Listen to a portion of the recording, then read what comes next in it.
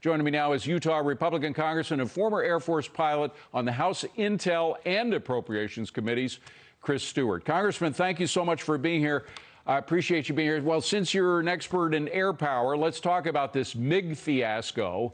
Back on Sunday, we had a Secretary of State Blinken suggest that the Poles could move some of their MiGs into the conflict, into Ukraine. Maybe we'd have Ukrainian pilots go to Poland to fly them into Ukraine so we didn't get U.S. pilots involved. But then on Tuesday, the Pentagon says, no, that's not possible. That's inconceivable. And maybe even a move to Germany would not be possible. The Wall Street Journal talked about this flip-flopping, and they said, will Putin use chemical weapons or tactical nukes? Will NATO refuse to respond then because it fears World War III? The MiG mistake may let Mr. Putin believe his threats will make NATO stand down. So is the MiG fiasco, are we going to pay for the MiG fiasco?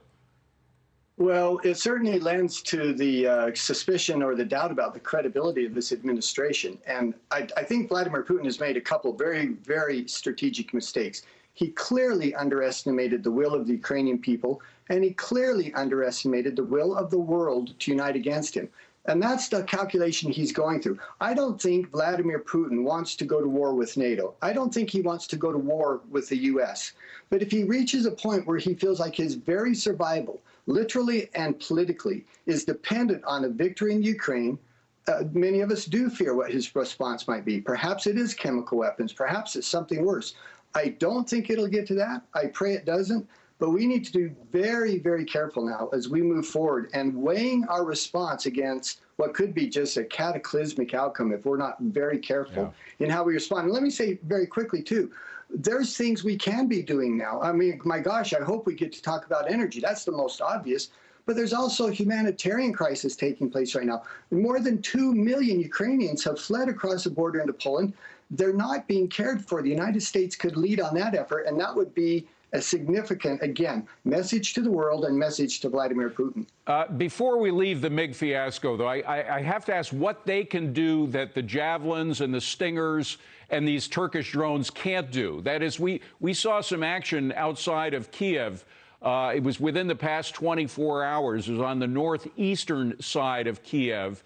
A column of tanks moving in. A lot of them were taken out by the Javelins and by the other resources that they now have. What could MiGs do that those Javelins can't do?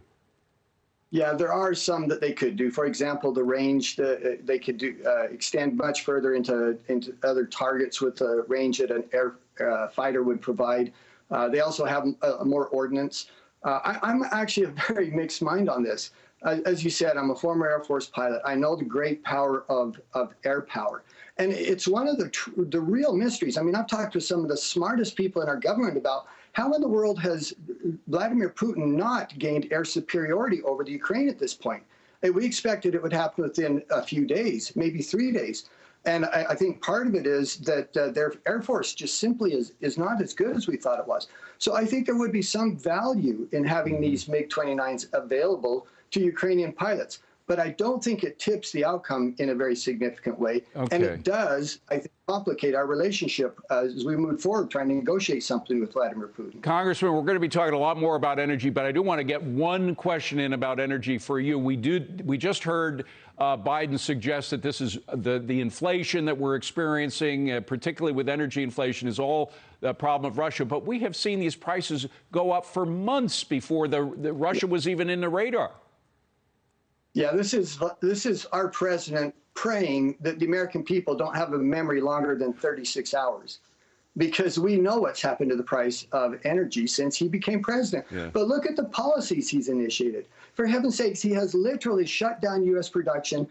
We went from a net exporter to having to go to Iran, for heaven's sakes, or to Saudi Arabia, or to Venezuela. We're going to the world's greatest state sponsor of terrorism, Iran, and begging them to increase production because he won't increase it at home. As it is literally one of the dumbest things I've ever seen in Congress, and that is a very, very high bar to meet. Congressman, thank you so much for being here tonight. I appreciate it. Thank you.